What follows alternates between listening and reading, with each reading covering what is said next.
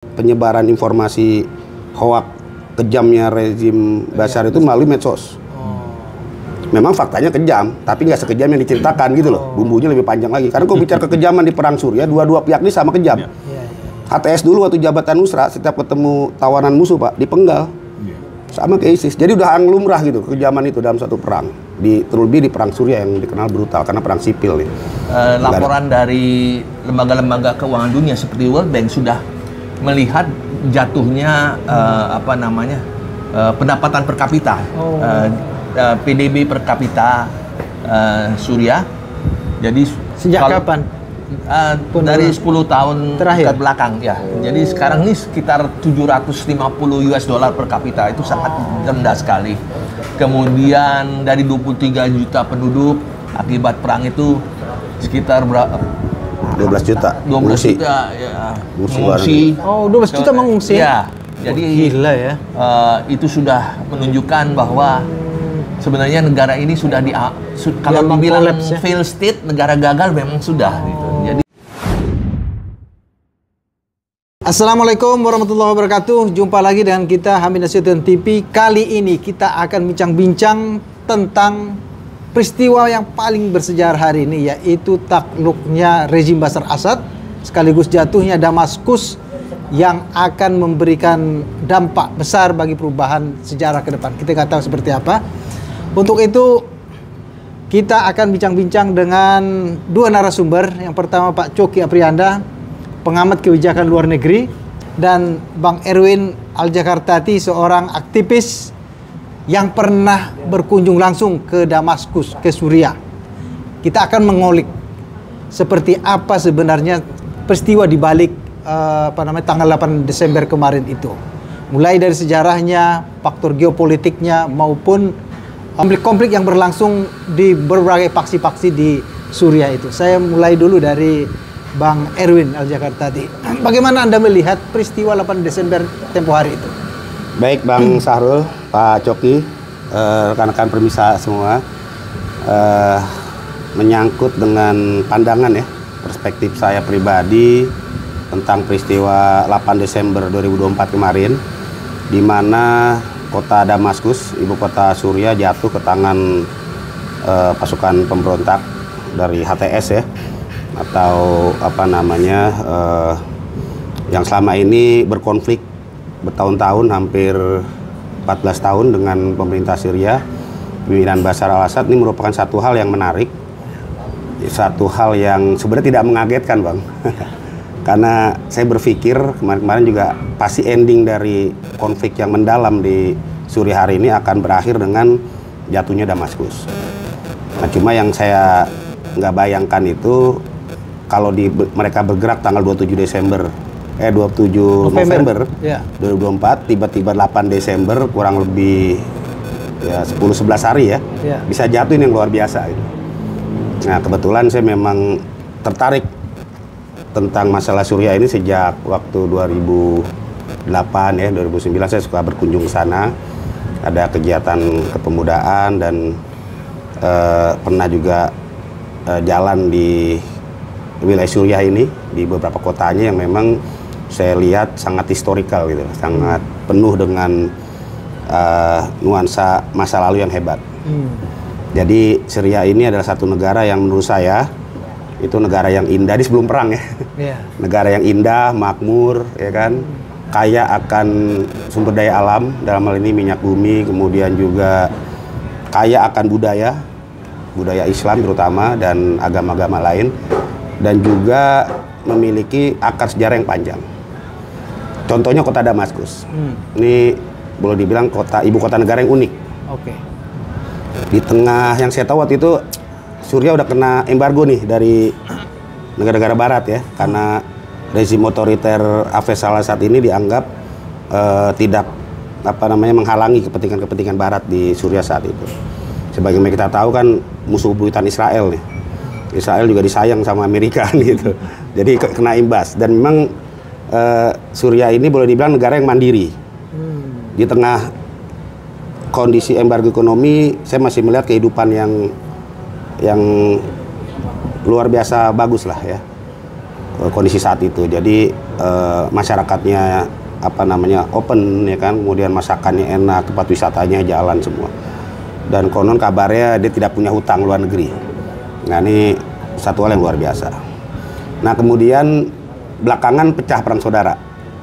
Diawali dengan Arab Spring ya, atau revolusi musim semi negara-negara Arab yang menghantam satu persatu negara-negara otoriter. Dari mulai Tunisia, Aljazair, ya kan, Libya, kemudian Mesir, kemudian Suriah. Nah, beberapa negara yang kita sebut di awal sudah selesai tuh, tuntas revolusinya. Ada yang berdarah-darah seperti di Libya, sampai sekarang belum selesai, masih berlanjut. Mesir, ya walaupun sudah terkonsolidasi, tapi juga masih ada gejolak. Suriah yang bertahan lama sebenarnya, dari mulai protes biasa sampai perang saudara sampai sekarang. Mudah-mudahan sih selesai, walaupun sebenarnya jauh dari kata penyelesaian yang abadi buat masyarakat atau rakyat Suriah. Nah, saya melihat begini Bang Sarul, ini perang proksi. Antar peradaban. Dulu zaman kita kuliah, Samuel Huntington tuh, seorang pemikir barat, pernah bilang kan ada clash of civilization, perang peradaban. Nah, potretnya di Suriah ini bukan antara peradaban, ya agama itu yang salah satu ya, kan muncul ISIS di sela-sela itu kan, kemudian juga yang lain. Tapi yang saya melihat di sini adalah perang peradaban yang berbentuk proksi. Kalau saya melihatnya sederhana, Amerika lawan Rusia, Israel lawan Iran, perang di Suriah. Ini yang terjadi nih. Jadi kompleks, jadi rumit gitu loh. Saya mendengar tuh ada sekitar 63 kelompok pemberontak terhadap Presiden Assad. Itu cukup banyak nih. Yang terbesar itu beberapa. Muncul, besar, dan mengecil. Sama kayak tentara Syria ini, besar dulu, terus mengecil, dan lemah, akhirnya kalah. Padahal mereka penjaga gawang perseteruan Arab dengan Israel. Dari pertama konflik tahun 48 sampai terakhir ini nggak pernah berhenti nih. Nanti saya bicara yang sisi yang lain itu. Tapi yang jelas saya melihatnya begini aja, ini perang proksi yang memang menjadi contoh buat kita, bangsa kita. Jangan sampai gampang dikotak-kotakan, diatur bangsa lain. Kenapa saya bilang perang proksi mudah terjadi di Irak, di Suriah ini? Karena memang komposisi masyarakatnya, demografinya, sosialnya itu sudah terbentuk banyak pengkotakan gitu loh. Saya melihat sendiri waktu saya berkunjung ke Aleppo misalnya. Saya di Indonesia nggak tahu kalau Kristen itu, saya tahu misalnya nih di Kristiani itu ada hanya Protestan dan Katolik. Tapi di sana saya menemukan ada aliran-aliran yang lain lagi selain dua ini, apa mazhab-mazhab yang beda mungkin ya, atau aliran lah katakanlah, atau apa yang saya kira sangat luas. Ada Astorian, ada Armenian, ada Ortodoks ya kan, ada Druze ya kan, ada apa namanya Maronit dan lain-lain. Kompleks. Itu untuk satu agama aja. Islam pun saya kira demikian juga gitu. Di sana Sunni umumnya, tapi ada juga Syiah. Syiah pun ada lagi ya kan, yang sekarang diserang ini kan Assad ini Alawi ya kan, salah satu sekte Syiah. Kemudian Syiah yang lain lagi lah, yang dari imam-imam banyak. Yahudi pun ada di sana. Kemudian bahkan penyembah api zaman dulu tuh Pak Coki, apa Zoroaster ya, itu ada juga saya lihat tuh. Tampilan budaya pun beragam. Pertemuan Barat dan Timur lah kalau saya melihatnya. Jadi enak di sana tuh melihat apa suasana di Suriah, apalagi kalau malam hari itu kan, berbagai macam suku bangsa ada di sana itu. Ini nggak semat Arab. Arab kebetulan dominan aja di situ. Oke ya, itu satu sisi. Nah, kemudian pecah perang saudara. Ya kita tahu Hafez Assad ini dari bapaknya dari Bashar Assad ini dari bapaknya Hafez al-Assad memang menguasai Suriah cukup lama. Kalau di total jenderal dari tahun bapaknya naik tahun 70 setelah melalui kudeta militer ya, sampai hari ini mungkin udah 54 tahun, sekitar segitu atau 50-an tahun. Sialnya di Hafez aja nih. Persoalannya kenapa zaman Bashar nggak bergejolak, zaman Hafez bergejolak kan itu. Zaman Hafez tidak bergejolak, zaman Bashar bergejolak. Ya. Kalau menurut saya simpel. Dulu waktu awal naik, Hafez ini diatur di undang-undangnya, tadinya 40 tahun calon presiden, dibikin 34 kan usia dia 34 tuh. Nah ini udah ada penentang saat itu. Kecil terus membesar. Nah di tengah jalan begitu bapaknya meninggal tahun 2000, Hafez menjanjikan reformasi di Syria. Menjanjikan? Ya, karena Syria ini pemerintahannya otoriter satu partai Baath ini. Pak Tebat ini sosialisnya Arab lah, ya, yang sama kayak di Irak zaman Saddam Hussein dulu. Nah, jadi dia membuka tuh, akan buka keran kebebasan, multipartai dan lain. Faktanya berjalan waktu nggak pernah terjadi. Ada orang protes, ada orang demo, karena seiring. Tapi pemilu ada juga di sana. Ada, tapi pemilu yang di elektoral yang direkayasa diatur. Sudah diatur. Dia selalu menang pemilu itu 88%, 97%, 91%. Jadi atas angka yang saya kira sangat luar biasa ya. Dan pemilihnya bukan pemilihan partai, tapi presiden. Artinya kalau partai itu satu. Nah kemudian ada partai-partai lain tapi nggak diberi ruang gerak lah. Nah di saat dia memimpin, ini perang konflik dengan Israel tidak selesai. Bahkan makin memburuk. Karena waktu itu Israel menyerang Lebanon 2006. Hizbullah ya Pak ya. 2009, 2011, 2014 perang dengan Palestina, dengan Hamas. Sampai yang terakhir nih. Itu satu. Yang kedua, kita tahu bersama bahwa Hafez ini pendukung utama perang pembebasan Palestina. Salah satu negara yang masih konsisten di situ. Diganggulah sama pendukung-pendukungnya Israel nih, Amerika, ya kan, Eropa dan lain-lain. Rusia nggak tinggal diam di situ. Karena kenapa? Dia juga Rusia punya kepentingan akses ke Laut Mediterania. Makanya ada tangkalan di Tartus dan Latakia, pangkalan udara dan laut. Ini harga mati bagi Rusia, karena kehilangan ini ya dia juga nggak punya akses selamanya. Nah, itulah salah satunya tarikan kenapa Hafez Bashar ini berani untuk berkonflik dengan siapapun. Karena ada yang backup Rusia. Nah, itu satu sisi ya. Nah, sisi lain secara ideologis, Alawi ini Syiah. Syiah ini otentik dengan Iran. Iran ini musuh Israel, gitu. Jadi dia menjadikan ini sebagai penyangga. Mau nggak mau di backup. Untuk nyalurin senjata ke Hizbullah ya lewat Suriah, ke Palestina ya lewat Suriah. Jadi sebisa mungkin Suriah ini harus tetap bertahan. Dulu Irak musuh Iran, tapi udah setelah Amerika hengkang jadi proksinya Iran juga. Makanya Iran ini satu sisi yang akhirnya tumbuh ISIS di kemudian hari gitu. Nah ini kita bedahnya satu-satu. Nah yang kedua antara kepentingan Amerika. Saya kok berpikir gini ya, dimanapun negara yang kaya dan ada minyak pasti Amerika ikut campur Pak. Kebongkar kan waktu perang Irak itu 2003 menubang Saddam, katanya ada nuklir, uranium ya kan, senjataan kimia dan lain-lain, faktanya zong. Dihoakin kita di sedunia ya kan, karena dia cuma ngincar minyak aja supaya nggak jatuh. Nah, di Iran pun, di Suriah pun begitu. Kenapa? Kalau itu masuk dalam wilayah Amerika, dalam wilayah geopolitik Amerika, berarti menjamin juga Israel nggak diganggu. Nah, ini saya bicara terakhir yang Israelnya. Jadi di situ dia berupaya supaya bisa masuk. Nah, adanya perang saudara ini cipta kondisi melalui medsos. Persebarannya di situ. Dicitrakan sedemikian rupa rezim Bashar al-Assad ini begini. Hingga akhirnya memantik kemarahan dari banyak pihak. Hingga akhirnya koalisi yang terbangun di bawah itu akhirnya terkotakkan berdasarkan garis ideologi, garis kepentingan yang asing tadi. Hingga ada 63 faksi di situ kan. Yang terbesar itu 3 lah.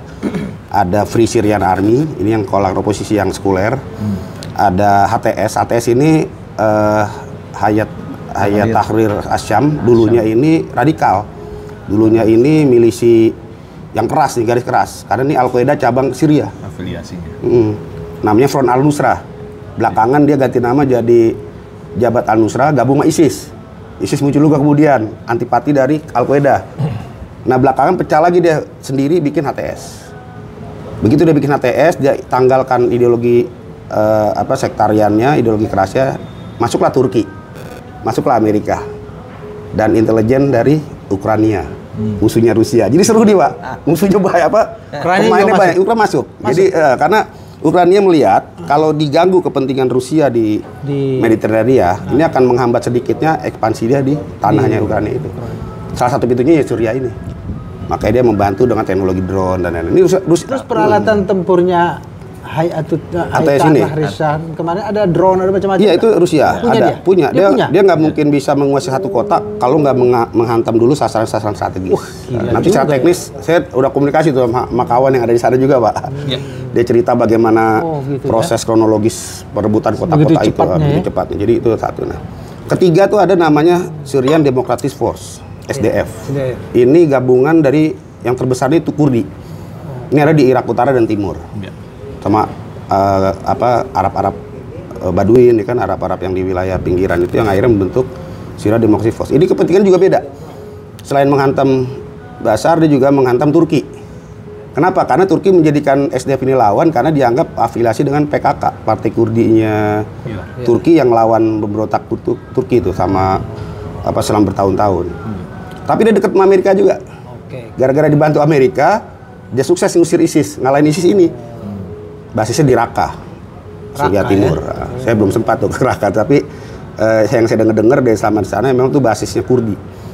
Idlib, ya kan itu termasuk Kurdi juga sebagian. Nah, tapi dia basis. Nah, 3 ini akhirnya menjadikan sekian banyak faksi yang lain berafiliasi dengan 3 ini. Itulah yang menjadikan secara bertahun-tahun mereka bisa bertahan. Artinya apa? Mereka punya anggota, mereka punya pendukung, Pak. Karena anggota ini kan punya keluarga, minimal keluarga mereka jadi pendukung. Nah, ini yang menjadikan mereka bertahan lama. Walaupun udah dibantu Rusia dan Iran. Tapi pemerintah Syria nggak bisa mengontrol 100% wilayahnya lagi. Nah, itu ya. Yang terakhir, Israel. Israel ini saya katakan musuh tradisionalnya Suriah. Dari zaman berdirinya sampai kemarin masih terus perang. Pasang dan surut. Nah, pada saat Suriah tidak frontal, dia modalin tuh Hizbullah. Dia modalin tuh Hamas. Dibantu lah, makanya tetap menjadikan Israel terganggu. Yang modalin Suriah? Sementara perantara aja. Banyak Suriah. Negara yang membantu mereka melalui Suriah gitu. Terutama Iran dan Rusia. Nah, akhirnya dijadikan sasaran tembak. Nah, waktu perang saudara meletus pertama, Israel membantu tuh secara teknologi penyebaran informasi hoak kejamnya rezim Bashar itu melalui medsos. Memang faktanya kejam, tapi nggak sekejam yang diceritakan gitu loh. Bumbunya lebih panjang lagi. Karena kalau bicara kekejaman di perang Suriah, dua-dua pihak ini sama kejam. HTS dulu waktu jabatan Nusra, setiap ketemu tawanan musuh, Pak, dipenggal. Sama kayak ISIS. Jadi udah lumrah gitu kekejaman itu dalam satu perang. Terlebih di perang Suriah yang dikenal brutal karena perang sipil nih. Nggak ada batas-batasan tertentu. Nah, Israel di sini patut diduga ikut membantu juga untuk kepentingan menghentikan Bashar, membantu lawannya Hamas dan Hizbullah. Makanya begitu udah selesai tanggal 8, tanggal 9 malam pasukan IDF udah bergerak tuh kuasain dataran tinggi Golan Heights. Titik spot panas nih antara perseteruan Suriah dan Israel bertahun-tahun. Golan ini punya Suriah, tapi direbut Israel. Nah, sekarang 100% diambil sama Israel. Alasannya dia harus bikin jaring pengaman. Karena kondisi Suriah yang nggak stabil, pemerintahnya rontok, dia nggak tahu nih siapa yang bisa berkuasa, makanya harus diamankan lebih dulu. Alasan Israel. Nah, HTS sementara diem. Karena HTS ini lagi fokus menata pemerintahan Suriah yang baru dengan melibatkan banyak elemen. Jadi Abu Muhammad Al-Jolani ini terakhir saya dengar sudah menunjuk Muhammad Bashir. Muhammad Al-Bashir sebagai pemerintahan sementara. Perdana Menteri sementara. Nah, patut diketahui, kok bisa tiba-tiba ngerebut kota, habis perang langsung bikin pemerintahan gitu. Ini patut diketahui, selagi mereka mengasihkan diri di Idlib, di pusat kekuasaan yang jauh dari jangkauan pemerintah Syria saat itu, dia udah membentuk pemerintahan sipil sendiri. Memang ya. Pelayanan masyarakat dipenuhi dan lain-lain. Nah, Muhammad Bashir inilah salah satu kadernya mungkin ya, atau sejawatnya yang akhirnya disiapkan begitu. Sementara Bashar al-Assad sudah pindah, sudah pergi, pemerintahan kosong, dibuatlah penampungan ini. Nah, ini kita belum tahu arah tujuannya ke depan seperti apa. Tapi saya berharap secara pribadi jangan seperti Libya. Kenapa di Libya begitu satu faksi berkuasa, faksi lain tidak dilibatkan, akhirnya perang saudara berkelanjutan. Mudah-mudahan di Suriah nggak begitu. Saya kira itu, Bang, gambaran secara ringkas saja dulu ya. Terima kasih. Nah, kita beralih ke Bang Coki. Bang Coki, bagaimana Abang melihat peristiwa itu? Ya, apa yang terjadi pada tanggal 8 Desember seperti yang tadi disampaikan oleh Bang Erwin, memang perang selama berpuluh-puluh tahun sejak Bashar al-Assad ngambil alih pemerintahan pasca wafatnya ayah. Dan walaupun di awal pemerintahannya Bashar al-Assad berusaha menampilkan wajah yang berbeda dengan ayahandanya, tapi tahun-tahun berikutnya menunjukkan bahwa wajah pemerintah ini tidak beda jauh dengan ayahandanya. Pemilihan umum yang sudah direkayasa, dan ini juga menunjukkan bahwa Bashar al-Assad setali tiga uang dengan ayahandanya. Itu satu. Yang kedua, dengan jatuhnya rezim Bashar al-Assad berarti selesailah keberadaan rezim Partai Ba'ath yang selama ini kokoh berdiri di Irak dan Suriah. Oh gitu ya. Di Irak dengan tokohnya Saddam Hussein ya sejak tahun 70-an juga, dan di Suriah dengan tokohnya Hafez al-Assad juga 1970-an, nggak beda jauh. Ya, Partai Ba'ath yang memang ideologinya sosialis ini rontok, dan kebetulan kami sendiri waktu zaman kuliah skripsi kami mengenai Partai Ba'ath. Jadi ya jadi memang di masa Hafez al-Assad itu memang cukup tangguh. Malah yang jatuh lebih duluan rezim Partai Ba'athnya Irak dari Saddam Hussein. Jadi itu kemudian juga adanya kepentingan ya Amerika dengan Israel, kemudian Suriah didukung oleh Iran dan Rusia. Kemudian ada Turki juga. Jadi ini sudah semakin menjadikan Suriah itu sebagai ajang kepentingan. Ya ini dan memang mengejutkan, tapi sebenarnya sudah dapat diprediksi.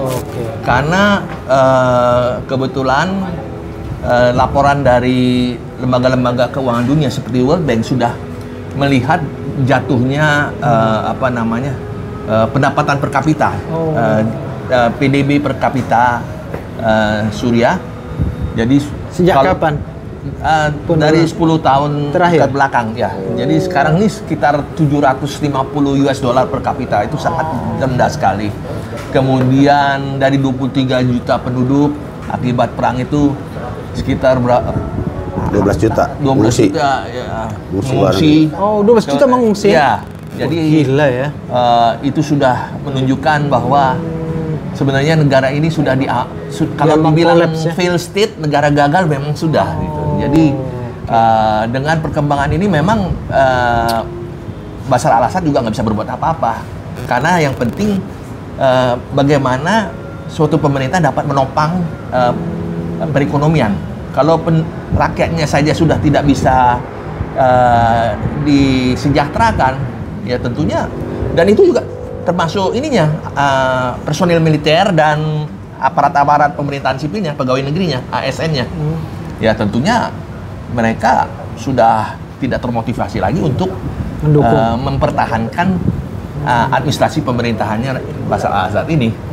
Jadi kalau misalnya ada kalangan yang mempertanyakan, kok kenapa seolah-olah cepat militer Suriah kok membiarkan begitu saja? Iya, itu pertanyaan tuh. Kelompok yang dimotori oleh HTS ini, Hayat Tahrir Asyam ini masuk ke menaklukkan Aleppo, kemudian ke Hama, terus ke selatan Damaskus. Ya karena mereka sendiri sudah merasa angkat tangan ya. Angkat tangan jadi. Nah, ini yang membuat jadi kondisi rakyat juga sudah menjerit gitu ya. Kondisi objektif itu ya. Itu satu. Yang kedua, kenapa Rusia dan Iran kok seolah-olah mendiamkan saja gitu? Nah, tadi mungkin belum dijelaskan kan atau mungkin sudah. Tapi yang jadi ya nampaknya kalau menurut informasi yang saya terima itu nampaknya sudah ada backdoor negotiation. Backdoor. Perundingan di belakang layar. Jadi memang ini hanya perkiraan pribadi saya, tapi kemungkinan memang intelijen Rusia di Tartus dan di intelijen militernya Tartus dan di Latmaya, kemudian juga mereka melaporkan ke Moskow juga. Mereka sudah atas arahan Moskow, mungkin mereka melakukan komunikasi dengan kantor Presiden Bashar al-Assad dan menyatakan Anda tidak bisa bertahan lebih lama lagi. Apalagi pada saat itu sekitar beberapa hari sebelumnya itu Aleppo sudah dikuasai, Hama sudah diambang kekalahan. Jadi pilihannya adalah Anda meninggalkan negara Anda, kami siap untuk menampung Anda di Moskow. Apa ininya kompensasi bagi Rusia nampung Bashar al-Assad? Ya bagaimana lagi? Bashar al-Assad itu sebenarnya sudah dianggap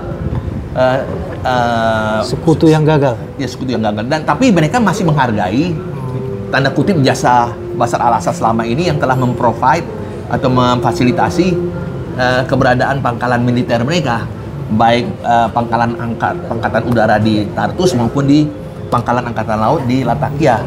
Nah, walaupun Rusia menyadari betul apabila Bashar al-Assad cabut, rezimnya jatuh, bagaimana dengan keamanan atau keselamatan pangkalan militer di kedua kota ini yang dikelola oleh Rusia. Nah, itu tentunya Rusia sudah memperhitungkan segalanya. Walaupun tidak terekspos di media, namun perkiraan saya sudah ada juga komunikasi antara Rusia dengan perwakilan kelompok-kelompok oposisi ini, terutama dengan HTS yang merupakan kelompok yang dominan di antara kelompok yang melakukan serangan cepat ke Damaskus, supaya kami biarkan Anda bergerak terus ke Damaskus, namun tolong ini jangan diganggu. Fasilitas kami tidak diganggu gugat. Jadi itu. Nah, berbeda halnya dengan Iran. Pendekatannya juga berbeda juga. Iya. Karena seperti Pak Sahrul juga dan Bang Erwin amati, Abu Muhammad Al-Jolani dalam pernyataannya yang dikutip dan direkam oleh media, dia berkata bahwa dia menyampaikan pernyataan yang kurang begitu bersahabat terhadap Iran. Jadi itu setelah dia menyampaikan warning kepada Israel bahwa setelah ini kelompoknya akan mentargetkan Yerusalem untuk merebut Yerusalem demi rakyat Palestina, merebut dari Israel. Jadi nampaknya kemungkinannya adalah pemerintahan baru nantinya yang dipimpin oleh Perdana Menteri sementara Muhammad Al-Bashir, karena ini tetap akan menjalin hubungan baik dengan Rusia. Tetap menjalin hubungan baik ya. Dan dalam hal ini pemerintahan sementara Suriah ini tidak punya pilihan lain karena mereka berhadapan dengan Israel yang didukung oleh negara besar seperti Amerika Serikat. Kalau dengan Iran? Dengan Iran, karena Iran ini kan secara ideologi juga dia Syiah sama-sama dengan Alawitnya Bashir al-Assad, mungkin belum dapat terlihat dengan jelas. Namun tergantung dari Irannya sendiri. Sampai sejauh ini, kalau yang saya dengar, Iran belum melakukan pendekatan, belum memberikan pernyataan apapun. Tapi kalau misalnya Iran, nah ini yang saya harapkan, seperti yang tadi disampaikan Bang Erwin juga, kalau negara-negara dengan mayoritas penduduk Muslim ini bisa bersatu, itu akan bagus. Namun ini sekali lagi mazhab-mazhab atau aliran-aliran Syiah dengan Sunni ini yang memang secara tradisional memang sangat sulit untuk bersatu, melupakan dulu perbedaan-perbedaan itu. Kalau itu bisa dilakukan, melupakan perbedaan-perbedaan, nah itu akan lebih baik kalau menurut saya. Kalau tidak, ini akan jadi pertikaian tiga pihak. Israel didukung Amerika Serikat, gitu ya. Ya, kemudian Iran di satu sisi, dan Suriah yang didukung Rusia, ya. Jadi berbeda nih. Suriah sekarang ini mungkin tidak dekat seperti dengan Iran seperti pendahulunya, rezim pendahulunya. Jadi itu. Dan juga kenapa Israel nampaknya sangat mewaspadai itu, makanya langsung 100% menduduki dataran tinggi Golan. Buru-buru. Dari dulu pemerintahan Suriah sejak Hafez al-Assad itu memprotes pendudukan Israel di dataran tinggi Golan Heights. Nah, ya, tapi secara real udah diduduki, dan kita lihat saja karena bagaimana nanti sikap resmi dari pemerintahan sementara atau istilahnya pemerintahan penyelamatan, Salvation Government of Syria, pimpinan Muhammad al-Bashir. Apakah mereka, karena sejauh ini mereka masih konsolidasi internal, membenahi fasilitas publik, pelayanan publik, jadi belum ketahuan seperti apa posisinya. Apalagi kalau nggak salah susunan kabinetnya belum ada ya, belum ada. Jadi kita belum tahu siapa corong dari politik luar negerinya, siapa yang akan menjadi Menlu pemerintahan sementara Suriah ini. Baru dari setelah itu baru kita ketahui. Mungkin dalam sebulan ini paling cepat kita baru bisa mengetahui bagaimana arah politik luar negeri Suriah. Menarik lagi nanti ketika Amerika Serikat ya memiliki presiden yang akan baru dilantik pada 20 Januari 2025, Donald Trump. Yang seorang yang banyak pengamat menyebut Donald Trump itu seorang yang unpredictable.